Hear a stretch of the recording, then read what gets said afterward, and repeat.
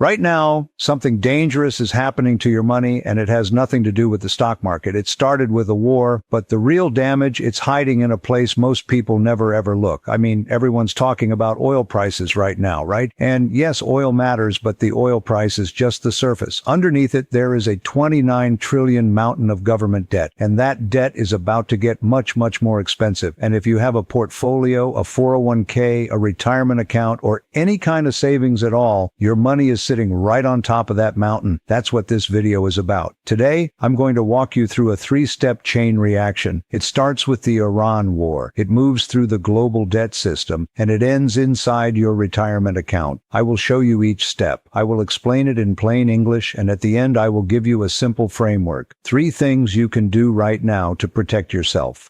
Most people only understand step 1. The smart money is already acting on step 3. And because this training is so important, I've also put together a full workbook research document for you that walks you through every single step, including the sectors, the stocks, the ETFs, gold, and so on that may benefit from this situation. You can download that for free in our free community. Join well, over 30,000 people in there. And there's a link down below to that. I think it's phoenixfriends.org/resource. It's a link down there. You just click on it and it'll show you a glorious research report so that you can really make sense of this, because this is going to be a little information dense here. But the thing that no one's really talking about is that the governments around the world are trying to, fix this crisis. But the way they're fixing it is actually making it worse. They're borrowing money at very high interest rates to pay for programs that fight high prices. But the borrowing itself pushes prices higher. Think of it like this. Imagine you owe money on a credit card. The interest rate is really high. So what do? You open another credit card to pay off the first one. But this new card has an even higher rate. That is what the governments are doing right now. Except the credit card they're using, it has your retirement savings as the guarantee. My name is Felix Pin. I'm an ex-investment banker, and I've watched how the biggest players in finance move their money when systems come under stress. And what's happening right now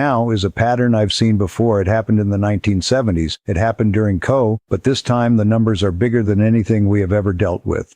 So here's how today's video training here will work. I call this the oil to 41K chain reaction. It has 3 links. Link 1 is the oil shock, and that's the part you already know about. Link 2 is the debt spiral, and that's the part the media is largely ignoring. And link 3 is the very, very flawed fix, and that's the part that should worry you the most. And then I'll give you the survival framework. 3 steps to actually protect your money. So let's start at the beginning. On February 28th, the United States and Israel launched a military operation against Iran. They call it Operation Epic Fury. They don't call these things wars anymore because that would need congressional approval. So it's just an operation. And they hit military targets, nuclear sites, leadership buildings, and Iran hit back. Missiles flew at Israeli cities. Attacks hit U.S. bases in the Gulf. But the biggest move wasn't a missile. It was that Iran blocked the Strait of Hormuz, which I've got a drawing of here. But we can do one better than a drawing coming.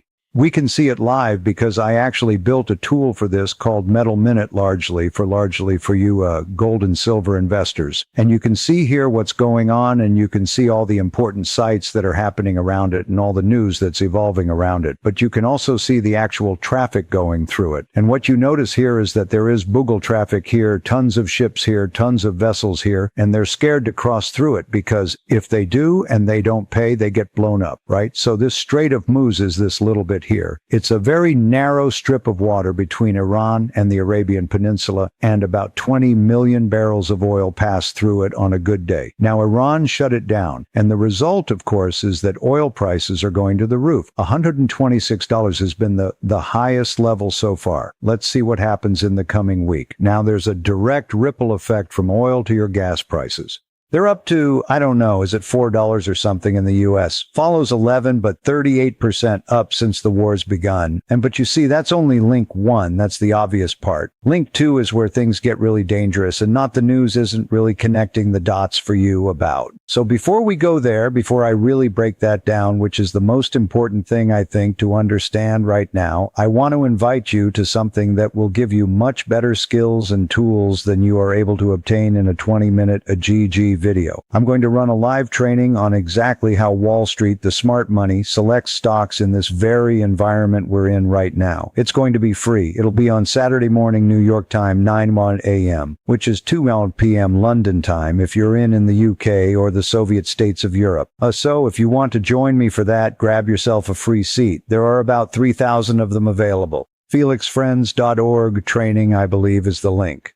And again, it's down below in the description. You can just click on that and I'll help you understand how to apply the same rules Wall Street insiders have been using for literally 5 decades. That's how old this rule set is, and it's still being used every single day. So 3,000 free seats. Grab yourself one of those and let me show you link 2, because this is the part that changes everything, because people think of oil and they think of the gas price, right? But they don't think of the food price, do they? Why not? Well, where do you think fertilizer comes from? The stuff that they sprinkle on your delicious vegetables. It's oil. Yeah. Oil is also used to power the trucks that brings you the food. Trucks deliver everything you buy. So when oil goes up, delivery costs go up. And that means the price of literally everything you order goes up. Oil is also used to generate electricity in many parts of the world. So electricity bills go up. So your electric bill could go up too. Or the people who are making the goods you're buying or the services you're buying, theirs is going up, right? Heating bills are going up. And as I said, fertilizer, that part of the world produces 30% of all fertilizer. Now, why on earth we put chemical oil-based fertilizer on our food is absolutely beyond me. But we do right. And that fertilizer has to pass through the same ship lane here that you can see. And if you want to get access to our tools and community and data and everything else, you can, of course, do that too. And I'll touch back on I actually want to touch back on the gold side in a second, because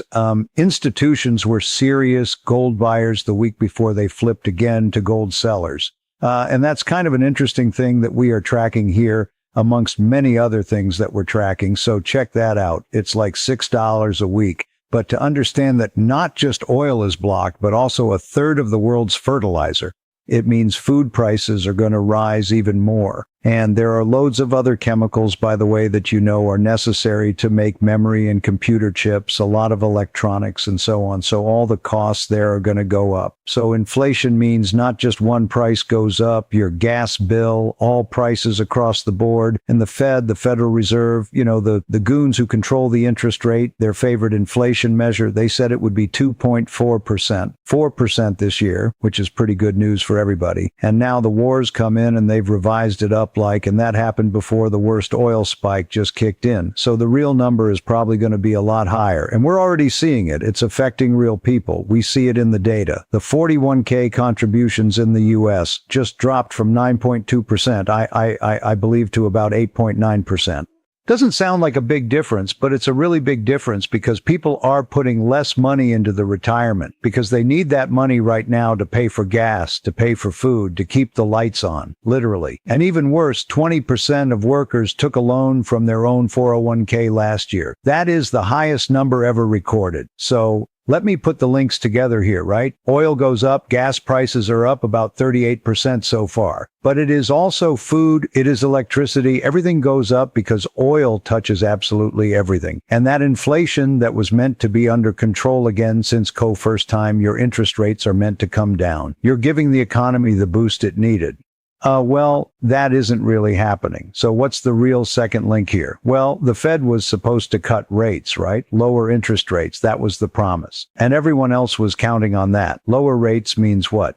Cheaper mortgages, cheaper business loans, more money flowing through the economy. But you see, lower rates also cause more inflation. And when you are in a place where you already have more inflation than you want, you can't cut interest rates. So the Fed is stuck. If they cut rates, inflation gets even worse. If they increase rates, what do? They make the debt cost even higher. Borrowing is more expensive, mortgages go up, businesses stop hiring, and the economy slows down. But the government also has to pay more interest on its own borrowing. So we get a recession. There really isn't a great place here. It's inflation or recession. It's inflation or recession. They're trapped. And the Fed chat Jerome, the money printer Powell, his term ends on May 15th. So on top of everything else, we don't even know who will be making these decisions in a few weeks and what kind of decisions he's going to make. And then we have the number that connects everything, 29 trillion. That is how much money governments around the world need to borrow this year just in 2026. That is double. That is double what they borrowed just 10 years ago. In the United States, the government debt is over 31 trillion. In the United States, the government debt is over 38 trillion, and they add trillions to it every single year. Now, a lot of this debt was originally borrowed when interest rates were,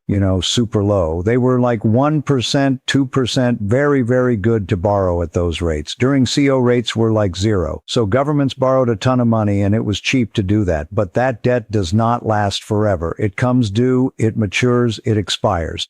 And when it does, the government has to borrow new money to pay back the old debt. Now, the new money costs a lot more because interest rates are much higher now. So imagine this. You had a loan at like 1%. And lovely and cheap, right? Now that loan's expiring and you need a new loan, but the new loan's going to be like 5%. So your interest cost is 5 times higher. Your monthly payment just got much bigger, but your income hasn't changed. That's what's happening to governments all over the world. We call it the debt wall or the $1 trillion debt war. Old cheap debt needs to be refinanced at today's much higher rates. Not just an American problem, by the way. It's the same everywhere. UK, Japan, Australia, Europe, the whole lot of them. All irresponsible people spending money they don't have. So why should you really care about this? Because hasn't this been going on for a long time? I hear you. Well, you probably own some bonds, right? Especially if you are some target date fans or something like that. They usually have 30 to 40% of your money in bonds. And the one rule you need to know, and please write this down, when interest rates go up, which is what we're seeing right now, what happens? Bond prices go down. So that 30, 40% of your money in those bonds is a problem. It's going down. It's not an opinion, by the way. It's a math fact. They move in opposite direction. Higher rates, lower bond prices. It's a bit counterintuitive, but that's the way it works. So when this Iran crisis pushes inflation up and the Fed can't cut rates and government borrowing costs rise, the bonds in your portfolio lose value. But it doesn't just stop there. Government borrows more money. What does it do? It sucks up capital. There is less money available for companies to borrow. Slows down business growth. It hurts corporate profits. Pushes stock prices down. Now I have your attention, right?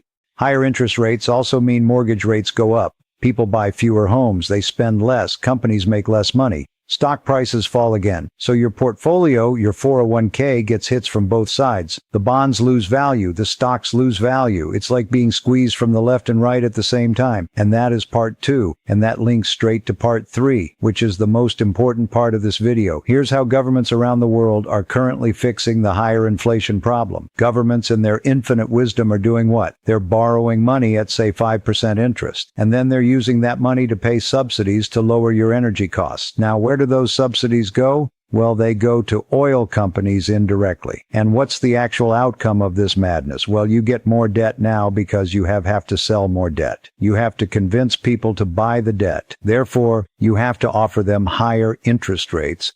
Now, with higher interest rates, what do? You depress the economy. So therefore, the government is going to stimulate the economy, and they're going to do that by borrowing more money to pay more subsidies to you, companies, everybody, to just keep the economy alive. That then causes profits to go to companies who but financed through higher debt and through higher rates, which again destroys the economy. So it go round and round and round in this virtuous circle of just destroying the economy. So when you're getting that rebate check, or there's a cap on your energy prices, you think, woo, right, great power to the people. But the government gets that money from where? Borrows it. Right now, borrowing is very expensive, so government is borrowing at the high interest rates to fight high prices. The borrowing makes the debt bigger. Bigger debt pushes interest rates higher. Higher interest rates make the next round of borrowing even more expensive. It's a loop. It's a doom loop, right? You borrow to subsidize, and subsidies grow the debt, and the debt pushes rates higher and higher. Rates make the next crisis worse, so you need more subsidies, which means more borrowing. You see where we're going with this, right? Yes. All right, let's stop it right there. And we've seen this. Go back to CO. right? Stimulus checks, business loans, wage subsidies. What happens? Government debt explodes. Inflation hits levels we hadn't seen in 40 years. Took years to bring it down. Now we'd almost bought it down. The same approach is being used again. So who actually benefits from this? Somebody always benefits, right? Well, we got a slide on this. Fancy. The top 10% own 93% of all stock. 93% of all stock. That's a Federal Reserve figure. I didn't make that up. So when the government subsidizes your energy bill, the money goes where? Goes to the companies that sell the energy and the companies who owns them, the top 10%, right? And I'm not a socialist if you're under that impression. Quite the opposite. The wealthiest 10% of people own 93% of the stock market. So when the government borrows money in your name to pay the oil companies so you can afford gas, the profits from those payments flow to the people who own the shares of those companies, which is again the wealthiest people in the country. Debt goes higher and higher to fund the subsidies. And that debt stays on the government books and eventually gets paid through high taxes, inflation, or government cuts. Probably just higher inflation. So who pays for the higher inflation? It's not a conspiracy theory. It's just fact. Well, you do. It's very simple. Shareholders get richer. The working man gets poorer. And before you start burning down Wall Street, doesn't have what I'm encouraging at all. I'm just saying you have a choice to make.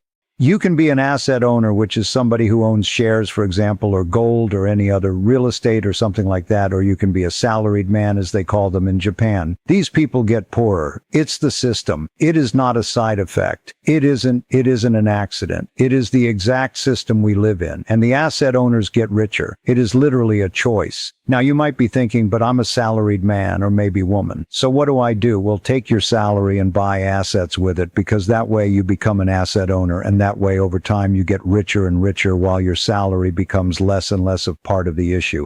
And that brings us to our survival framework for this. There are 3 parts to this. Part 1 is follow the green stuff, the money. And if you really want to dive deeper into that, make sure you join me on Saturday, because I'll spend like 2 hours with you on that. And 2 is you got to find your pressure points. Don't worry, this will not end up in a massage. And then number 3, you want to position before the crowd of the unwashed masses. So you understand already the chain reaction. You understand that oil shocks lead to inflation. Inflation leads to debt spirals, and the government's fix to make this is going to make the spiral worse. So the question is, what do you do with your money? So let me give you the 3-step oil shock survival framework. And this isn't just for this crisis. You can use this mental model in any kind of energy crisis. So we follow the money. How do we do that? Well, one thing is we look at price divergence. And you can look at that in the silver market, for example, where institutions have almost stopped selling, which is kind of interesting to see. But just look at the Shanghai premium, for example. They're paying 13% above the paper market for physical silver. And the same is true in the oil market, for example. People are paying far more for physical oil than the actual paper prices. So we got to follow where the money is moving, and the institutional guys are moving into very significant, very specific plays, commodities, energy stocks. Silver, we're seeing here, gold last week. There seemed to have been a significant seller the week before. They were buying a lot. So again, watch other metals minute here. So you want to follow literally the flow, the money, and I'll teach you that. Not right now, because I'm going to make this video an hour long. It would be silly. But you don't want to follow the headlines, right? The headlines usually tell you the story far too late unless you go particularly good data source. And then secondly, the pressure point audited is very simple. This is part 2. So part 1 is follow the money. Part 2 is what percentage of your money is, say, in bonds, right? Because they're getting hammered with high interest rates. Are you in target date funds? Do you have a variable rate mortgage? I know most Americans don't, but some people will. And what percentage of your spending goes to things like gas and food, which are going to get hit fairly hard by inflation? Do you have 2 or 3 months of expenses in sort of an emergency fund, right? That's very, very important. Those are your pressure points. And do you honestly know what's inside your 401k? Most people don't. They just picked some fund years ago and they never looked at it again, right? So you might be losing money. You don't even know about it. So here's what I want you to do tonight. Log on to your 401k account. Find that bloody locking, right? Look at what you actually own. What percentage of stocks, what percentage is in bonds, what is in cash, and ask yourself, is this the right approach? And then 3, and this is where it becomes fun, because this is where we get a lot more positive and proactive about it. This is the position before everybody else does approach. And again, we'll break that down in a lot of detail on Saturday. So what are the rules here? There's some simple ones. The first one is don't panic, right? You panic, you definitely lost. So panic is not something we're encouraging here. Markets tend to reward patience, but they also reward smart activity. So you might want to think about rebalance. That means adjusting what you own. Again, I'm not a financial advisor. I'm not telling you what to buy or sell, or you have to come to a conclusion yourself. But maybe you want more exposure to commodities. Maybe that's too volatile for you. Depends on what you already own. Maybe it is metals. Maybe it is quality stocks. Why? Because quality stocks are typically less impacted by inflation. What do I mean by quality? And we got a tracker on this. You can literally look at every market in the world and you just click on high quality. Again, it's not a buy recommendation, but you can see, and we've got, English stocks in here. Dear Lord, help us. Let's look at American ones. And no offense to my formerly great friends. Now, you're just Britain, right? You're looking at stocks with high margins. Stocks that when they invest $1, they're getting back a lot, right? Stocks with low debt levels. And those are the kind of companies that'll typically be able to survive the apocalypse or whatever else is coming. And inflation hedges, again, metals, we talked about gold a bit. That's something to look at. You want to have definitely a buffer. You want to have 2 to 3 months of money you can access quite easily. Why? Because look, if this gets worse and the market dives, you don't want to tap into your retirement account and sell something at the worst possible moment just because you need to pay the bills, right? But the people I listen to here at the moment is the oil industry. Why?